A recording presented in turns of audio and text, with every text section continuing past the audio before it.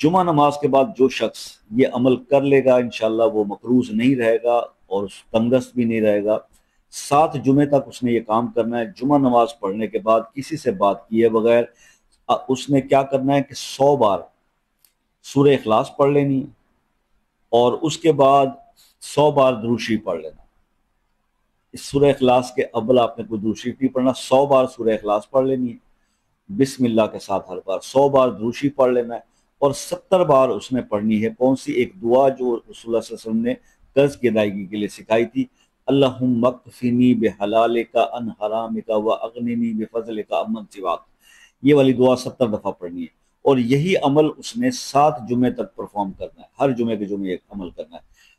بہت کم لوگ ہیں جنہیں 7 جمعے پورے کرنے پڑتے ہیں، اس سے پہلے ہی ان کے مسائل حل ہو جاتے ہیں، لیکن میری سجیشن یہ ہے کہ 7 جمعے ضرور پورے کر لیجیے گا، چاہے آپ کا تیسرے چوتھے جمعے میں کوئی بندوبست ہو جائے۔